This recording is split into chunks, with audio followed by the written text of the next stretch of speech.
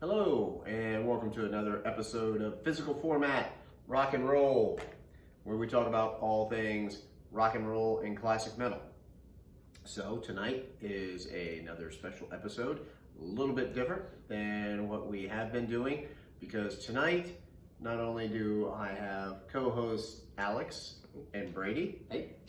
We're also talking about bands of the 90s that we like. We each just picked a random band that we liked. There's lots of bands actually out of the 90s that we like. Yeah, I mean, my wheelhouse is maybe before that, but there's a lot of music in the 90s. And so we each picked a band that we just kind of wanted to highlight. And yes, we're all wearing flannel. Just Gotta go with the 90s. Yeah, just because it's the 90s. The funny thing though is I don't think that any of the bands we picked are really known for wearing the flannel thing. That was kind of more Pearl Jam and Nirvana. I'm sorry, we didn't pick either one of those bands. Disclaimer. Yeah, they were the ones known for that, but we just kind of did it just for the heck of it. So we will say another disclaimer. Actually, every band that we have picked tonight started in the 80s. Their debut album was before. Yes, their debut album was before the 90s, and the bands themselves were together a few years before that. The band I picked, I think, was together the earliest out of any of these. But most of their most popular work came from the 90s. Yeah, you'd think of these as 90s bands. Yeah, for the most part. That's when they were popular. And some of them, I realize this is a different show than what we normally do, so some of you might not have listened to any of these bands. But, we're going to talk about them for a little bit because that's what we do. So, crack open a cold one and sit back and listen to us talk about this for a little while. And then hopefully you'll have some comments on some bands that you liked in the 90s. All right. Why don't you start us out, Alex, on who you picked for tonight? All right. So the band I picked is they're actually, I know it kind of switches sometimes, but I generally say this is my favorite band actually overall, not just even from the 90s. But I am talking about the Offspring, which I know, if you're listening to this channel, they're very different from a lot of the stuff that he's talked about previously. I get that they don't necessarily mesh, or at least a lot of people don't think maybe they mesh with a lot of the classic rock. So one thing I just wanted to show, because we actually just picked it up, but I got their debut album on vinyl? Yep, on vinyl, just titled The Offspring. Obviously is their debut album, which did, as he said, it came out in 1989, so obviously just before 1990, but obviously they are known for most of their music in the 90s, put out in the 90s, because I just wanted to say something quick about this specific album too, their debut album. I love this album. Now I realized they really didn't pick up steam until their album in 94, the Smash album, which is what most people know them for. It's what their biggest hits are on, Self-Esteem, Gotta Get Away From Me, Come Out and Play, Some badass songs. Yeah, Good songs. awesome songs, but they didn't really get big until that album came out. So that's why they're really a 90s band, didn't even get popular until then.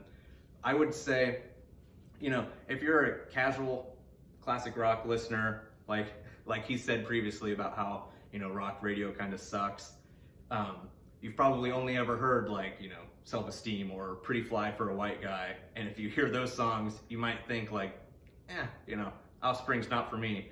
I would say check this album out. It is different than those. I would say for sure it's definitely heavier than those. It's still punk rock, but something I love about them too is I realized the 90s scene was pretty big with the grunge scene was pretty big in the 90s and stuff, and just I feel like a lot of the stuff that came out in the 90s, they were just very different from that, and they stayed true to that, and they did evolve over the years, but they never really went to that, and I just love them overall. But like I said, if you're just if you're a classic rock listener, if you love punk rock and you've never really listened to anything other than the couple songs you might hear from them on the radio, definitely, if you're gonna give them a try this album out. Listen to their debut album and, you know, just see what you think of them.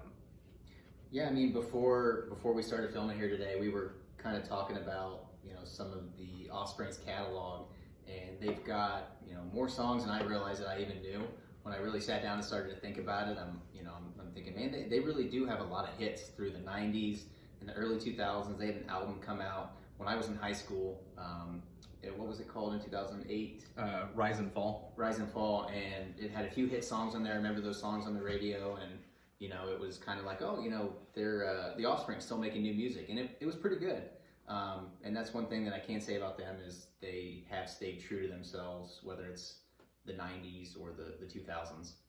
And another thing, you saying that, it made me think that all of these bands that we're talking about have all broken up, gotten back together, and played at different times over the years. And sometimes, you don't know if they're still a band or not, but you know, then they show up and they tour or whatever, maybe not making as much music as they used to, but they have broken up and gotten back together type thing over the years. So they all have that in common too. Right. So on to who I picked for this, and there's actually, even though, you know, yeah, like he said, I'm a classic rock and metal guy and all that stuff. There's a lot of acts in the 90s that I like, and there's some of them that I kind of thought, well, I almost went for Stone Temple Pilots, but I thought, no, because I'm probably going to do another show somewhere down the line based on just them. Right. So I thought I would pick something a little different. They're definitely not metal in any shape or form, but they're rock. They are what I would actually use the term alternative for, and that is Concrete Blonde. Now, I know that there's probably a lot of you out there who are not aware of who Concrete Blonde is. They were a three-piece unit. They were led by Jeanette Napolitano, so female singer, bass player, and she was a songwriter. And in my mind, she's kind of one of those people that should have been more well-known than she was. Because I think she has an amazing voice, very distinctive. Very different. Yeah. You know, I'm not going to say she's the best singer in the world, but she is a really good singer. She does have a really good, powerful voice, but it's just very distinctive. She can go really low and then, you know, get up higher, and you know, she could be just singing this real soft stuff and then just go into a banshee wail, and just a great songwriter. That's the thing about Concrete Blonde is they just have these great songs with good hooks in them, but yet, you know, they're a little quirky at times, you know, hence the alternative label.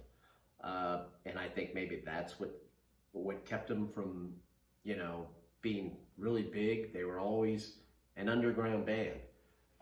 Really the only hit that I can think they kind of had was Joey, which some of you might have heard. There was a video of that, I remember, back on MTV.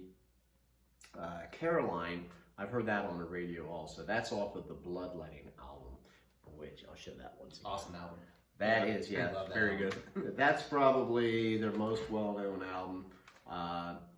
Another really good album of theirs is Mexican Moon, which was the last one that they made before they broke up. That's also the tour that I saw them on. And great live. They were also a great live band.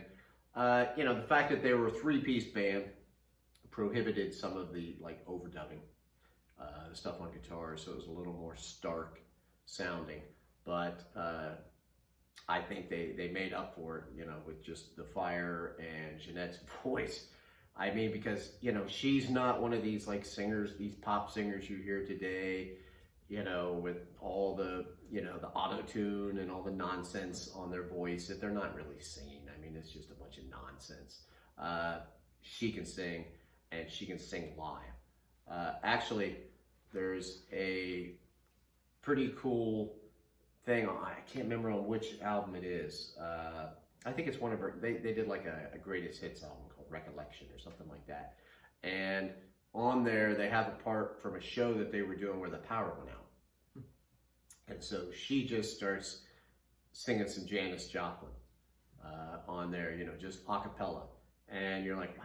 And, there's no microphone or anything, right? She's just singing it. The crowd starts singing with her and stuff. It's just cool. And it demonstrates how powerful she is. Great songwriter. She's also done solo stuff that you can look up. I would encourage you to. Walking in London. Got this on cassette. Actually, 90s. Yeah. Very 90s. This is physical format, right? This is physical format rock and roll. It's the whole show. So we're going to have cassettes, we're going to have CDs, we're going to have records to show you. That's how we roll here. Something here, here's a stupid thing. Obviously, this is back in the day. I actually met the band, I saw them at the Newport in Columbus. And for those of you that used to go to the Newport in Columbus, or the bands used to come out the back when they would leave, and there's always a handful of people out there who would run around after the show real quick and try to catch the band. Sometimes you could, sometimes you couldn't. Well, we met the band while they were coming out, and you'll never be able to read this, but unfortunately I had it signed on a cassette instead. I didn't have a vinyl back then type thing, or the CD with me, but she signed, Jeanette Napolitano actually signed that. Still have it. She was pretty cool. She was talking to fans and everything, and I remember that. I remember that, geez, I can't even see this. Unfortunately. What's the other song? Oh, Tomorrow Windy. I couldn't think of it. Sorry. Oh, yeah. They've got a song called Tomorrow Windy, and she kind of explained on stage a little bit about what that song is about, which I encourage you to go listen to that song. Powerful, powerful lyrics. It is. Yeah. And, it's basically, somebody who got AIDS and their perspective of things. That's kind of what that song is about and everything. And she said a little bit about it in concert, and somebody said something to her after the show, and she was saying, I want people to understand this, and blah, blah, blah. And she was very cool, very laid back. But they have some pretty mellow songs. They got some pretty rockin' songs too. And they definitely have a edge to them. They have a mystery about them. Some of their songs are very mysterious sounding. That's like the whole Bloodletting album, has vampire overtones, just all kinds of stuff on there. If you listen to some of their songs and some of the things that are on the Mexican Moon album, they're just very edgy. So anyway, I know I rambled quite a bit. Yeah, I guess, one thing I wanted to add about, Concrete Blonde, if you are a heavy metal fan, maybe you're into Iron Maiden, Judas Priest, and you think maybe you might not be into a band like Concrete Blonde, listen to the first track on the Bloodletting album. I think it's actually called Bloodletting. That's a badass song. That is a heavy metal song at its core. Right. So if you're going to give this band a try, look up on YouTube the song Bloodletting. Just give that a listen. See what Just you the think. whole feeling of it. Yeah, It really it's just, eerie. it kind of, it's an eerie feeling that just kind of sets the tone for the album. Yeah, and we know that our heavy metal friends like that dark kind of stuff, and that fits in there. So, yeah. So my pick is, for this, Concrete Blonde. Cool.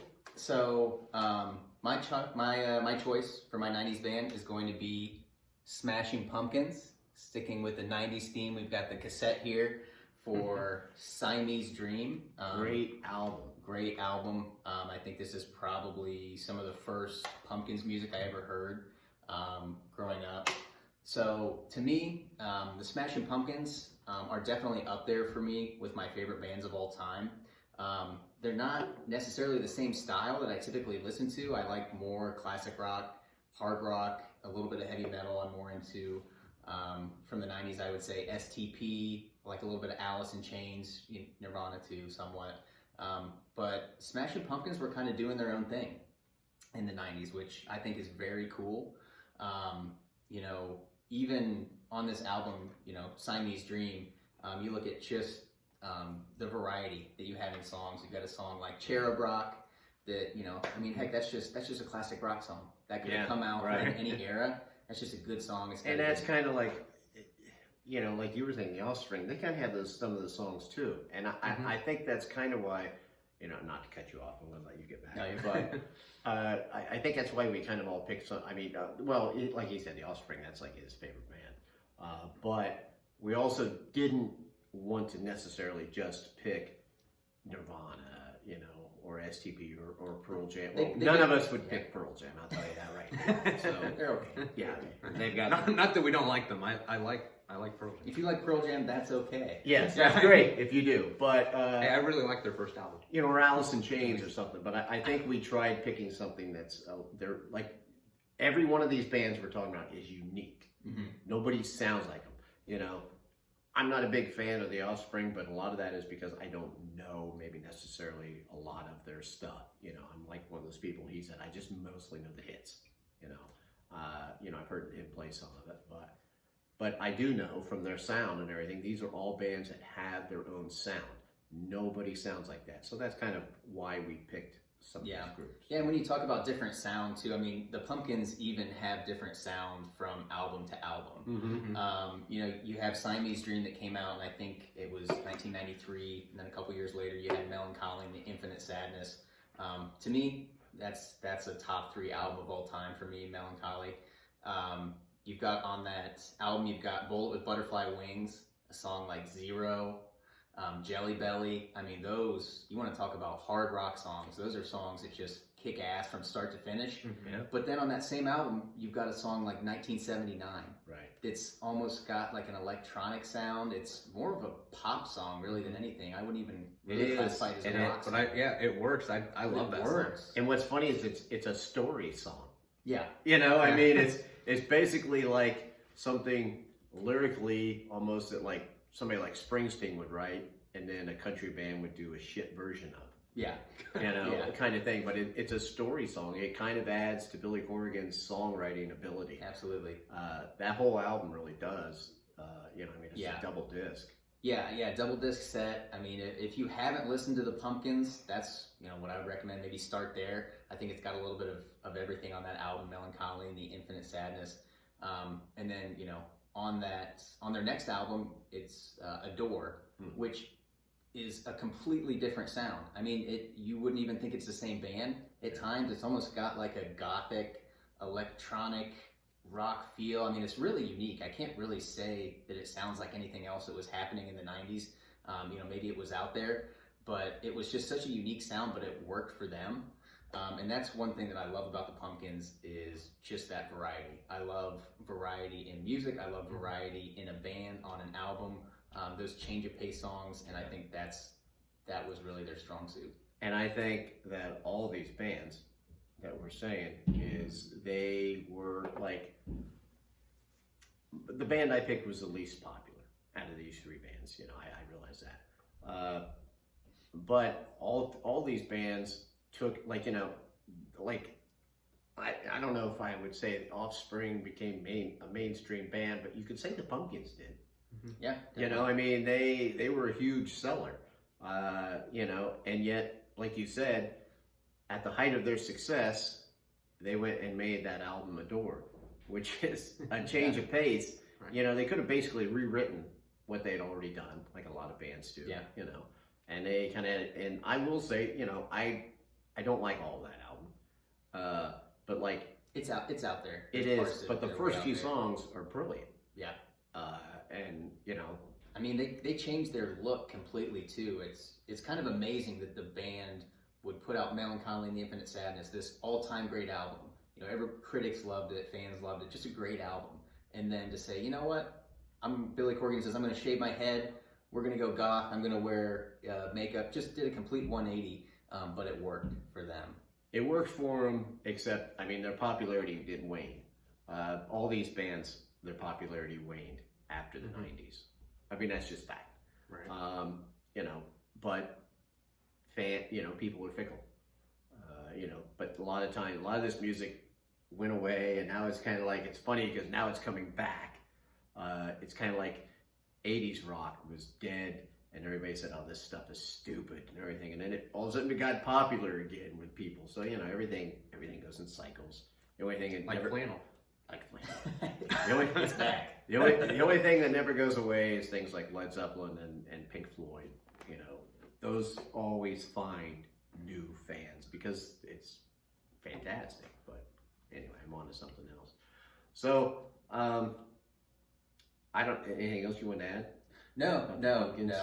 that's pretty much what I had. I mean, if you haven't given the Pumpkins a listen because maybe it's out of your wheelhouse, like we said, just give them a listen. I'm sure there's something there for everybody, every hard rock And I think that's kind of what this video is. We're just telling you, hey, these are some things that maybe some of our hard rock friends here, if they haven't given them a chance, do it. I think the Pumpkins might be the most easily accessible out of these bands absolutely. we're talking about. Except Billy Corgan has a very different voice. He does. Not yeah, everybody. sure. It's kind of like Rush, Yeah. right? There are people like these guys. I mean, I love Rush. I think they're one of my favorite bands. But a lot of people, and we all know this, a lot of people can't stand Rush because of Geddy Lee's voice. Yes. They can't get past that. I'm one of them. And that's Me cool. too. And I think that would probably be that with the Pumpkins. I think there's probably a lot of people say, yeah, I can get into that music and stuff, but I can't stand that guy's voice. So I guess it's all how you hear things, what you like. So anyway, thank you very much for watching. And if you would like to make any comments, I would love that. Tell us about bands you like in the 90s, maybe ones you think people who are just into the classic rock and the classic metal, something that they might have overlooked, and I would totally love anybody that would decide to subscribe to this channel. So, anything else?